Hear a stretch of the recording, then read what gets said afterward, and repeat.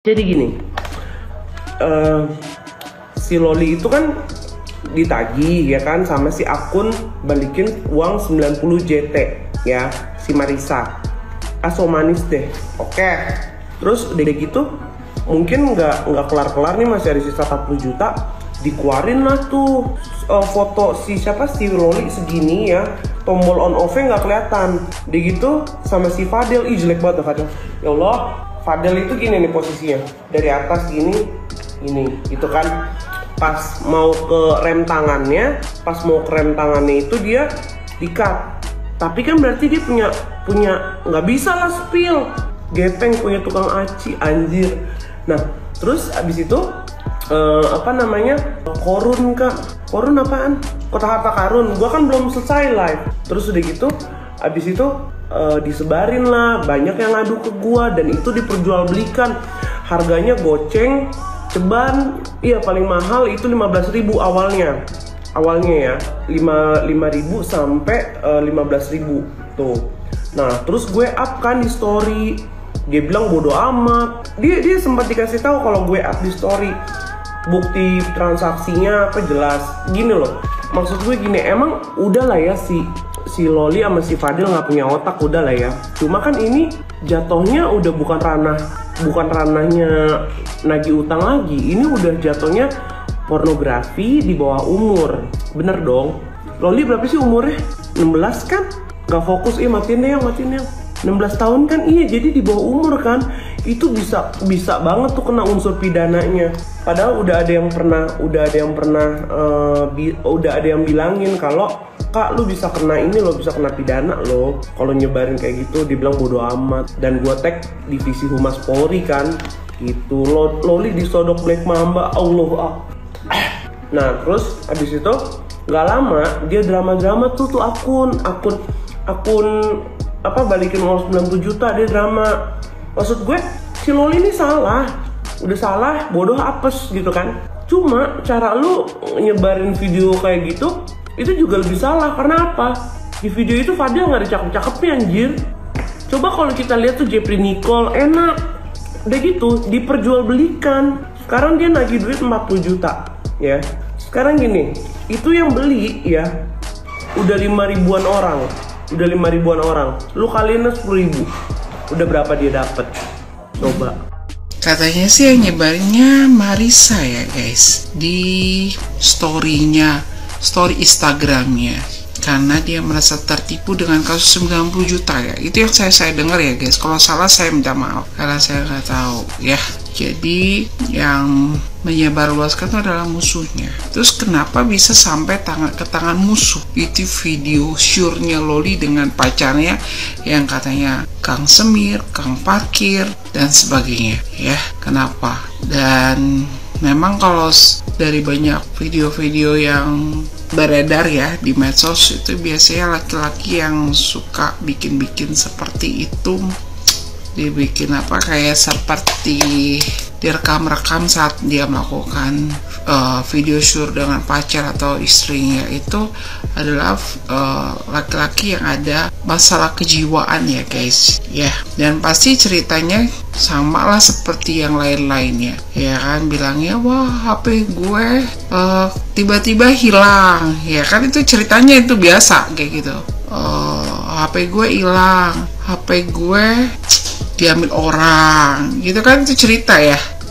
Dan sebenarnya sih bisa aja, sebenarnya itu laki-laki itu sendiri yang melakukannya. Kenapa? Itu kan pribadi antara Loli dengan pacarnya. Kenapa sampai bisa beredar ke tangan si musuhnya itu kan ya guys. Jadi memang ada laki-laki yang memang seneng dan menyebarluaskan dengan maksud mengancam supaya perempuan itu nggak bisa kemana-mana. Tujuannya apa? Supaya perempuan itu menghasilkan uang buat dia.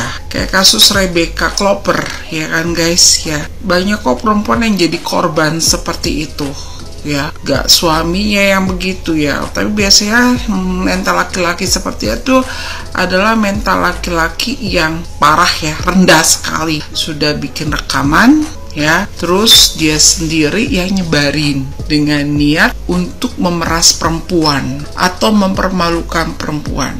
ya otomatis tujuan semata-matanya itu pasti uang. Terus lo nggak boleh kemana-mana, siksa ya, jadi pelampiasan seksualnya dia itu ya guys ya. Dan yang menyedihkan, loli itu ya gitu ya guys ya, dimanfaatin ya. Memang sebenarnya perlindungan paling nyaman itu di rumah orang tua ya guys, tapi terkadang kita nggak tahu ketika keluar kita dari rumah. Nah disitulah ya namanya hukum rimba terjadi. Ada buaya, ada singa, ada ular, bahkan makhluk jadi-jadian. Ya saya bersedih loh menonton ini, apalagi waktu lagu kasusnya Rebecca Cooper, sampai yang namanya percintaan dia dengan si Ai ya tidak jadi ya. Ini luar biasa jahatnya buat saya, yang membuat, yang menyebarkan sangat-sangat jahat ya. Dan yang paling kasihan adalah loli, dia nggak tahu kalau dia itu dimanfaatin ya. Benar-benar kasihan saya ya. Sementara dengan ibunya aja belum selesai ya, ini kasus lagi bertubi-tubi loh. Jangan bilang kalian ini karma. Yang penting buat saya mentalnya dia nggak ngedrop ya. Apalagi kalau udah merasa sendiri gitu, takutnya dia merasa harus bunuh diri. Itu yang saya takutin. Tolong semuanya yang punya belas kasihan lah ya, jangan ngomong-ngomong yang aneh-aneh ya.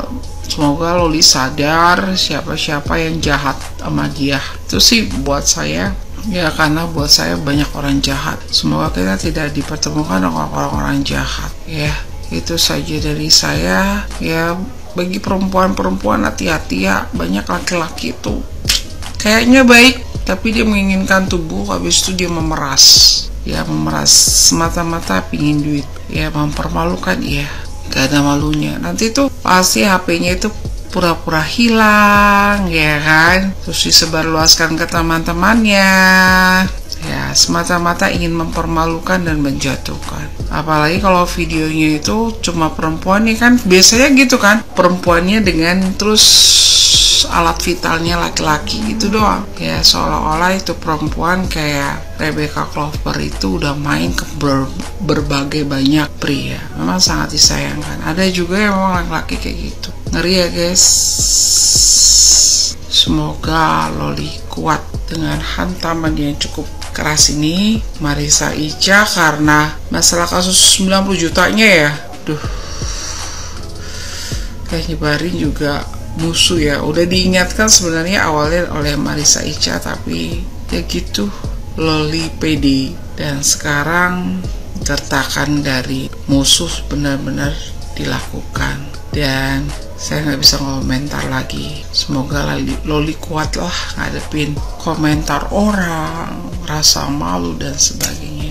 Tapi saya rasa mentalnya loli cukup besar ya, seperti mental ibunya kalau sedang beradu dengan banyak orang sekarang aja ya. Dia sedang beradu dengan Rizky ya, Rizky Fransa ya atau apa. Dia merasa dimata-matain.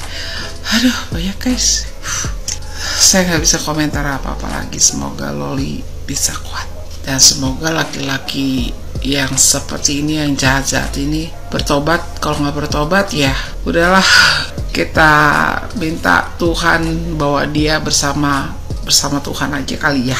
Serem.